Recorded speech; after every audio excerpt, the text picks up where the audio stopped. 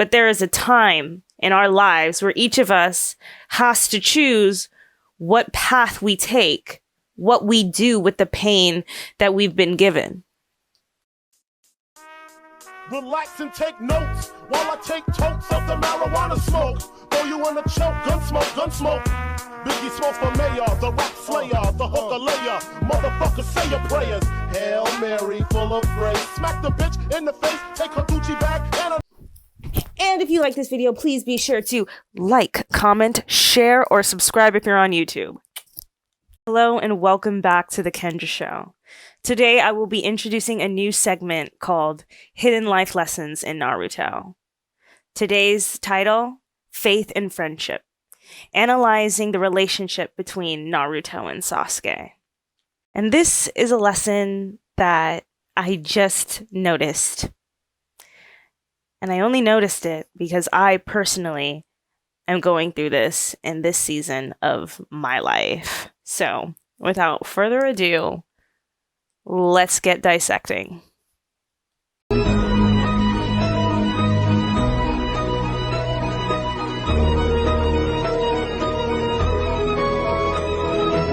So both Naruto and Sasuke have extremely painful upbringings.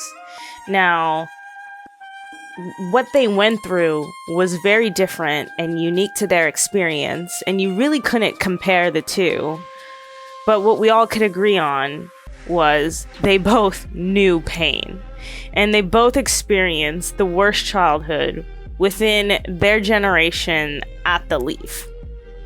They both had really big aspirations, and so they were a little bit competitive with each other. That's kind of an understatement, but yeah, they were competitive with each other. And the reason why I believe these two boys became so close and became best friends is because they both knew pain. And their friendship came from how they both identified with each other and identified with each other's pain. But there came a time where both Naruto and Sasuke had to choose which path they would take in life.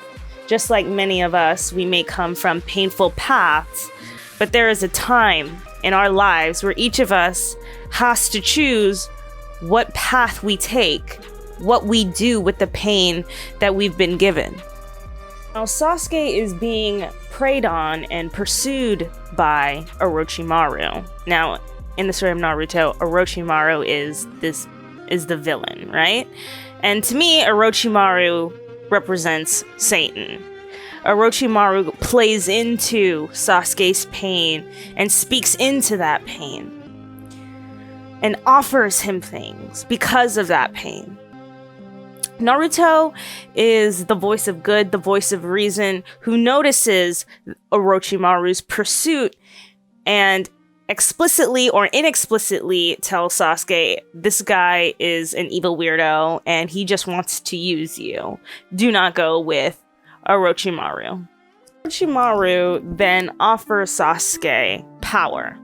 And it's a supposed power that Sasuke could not achieve on his own. And Sasuke accepts. And to me, this represents making a deal with the devil. Naruto, more than anyone, fights the absolute hardest to stop the friend that he loves from going on this path and going with Orochimaru. I've had enough of this. What the heck are you? I'm your friend! That's why I'm telling you! I'm not gonna let the likes of Orochimaru get a hold of you! And if you won't listen to reason then, I'll break every bone in your body! Ah!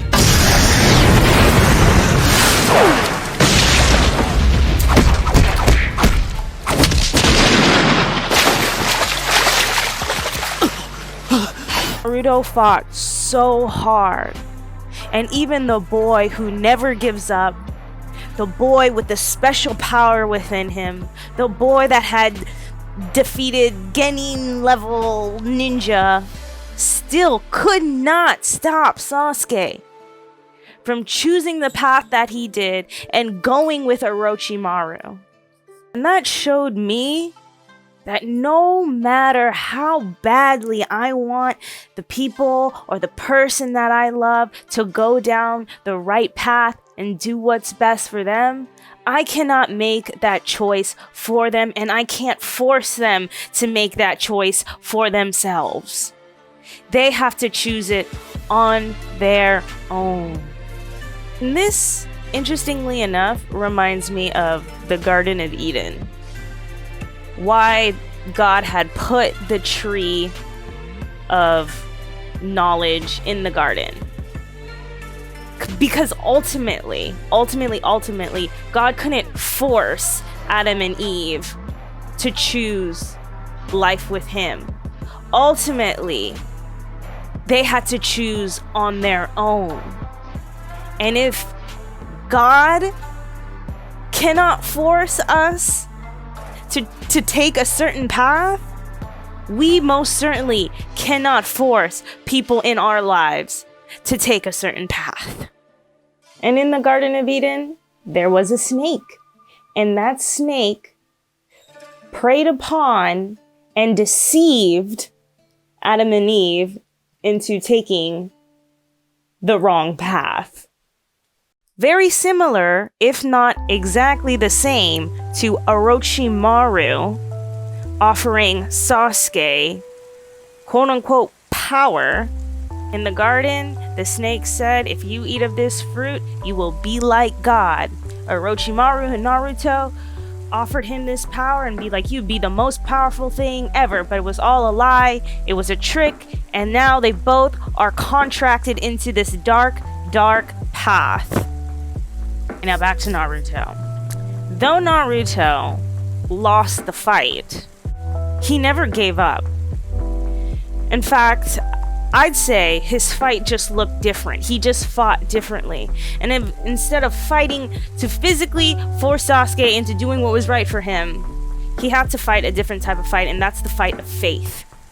Naruto had to fight the fight of faith. Naruto believed for Sasuke's salvation even when no one else did.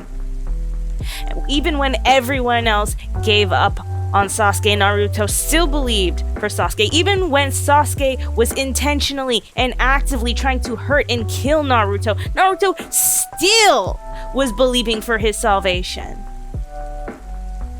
And so what all this taught me is that I can't choose for you. I can't force you. I love you so much, and that's why I fought the way that I did. I tried to stop you from doing drugs. I tried to say, hey, those friends were bad. They'll stop you. They'll prevent you from achieving your dreams. But I couldn't stop you in that way. But what I'm choosing to do right now is to fight the good fight of faith, to believe that even though you're going down a dark path, that you'll come back, that you'll be redeemed and you'll be saved, and that you'll achieve what it is that God had always intended for you to achieve. And so that concludes this episode of The Kendra Show. And if you like this video, please be sure to like, comment, share with a friend. And always remember, never give up on the people you love. I love you so much. I'll be back again. And goodbye. I ain't never seen two mentally stable best friends. So always one of them gotta have extreme depression, and the other one is just good at hiding it.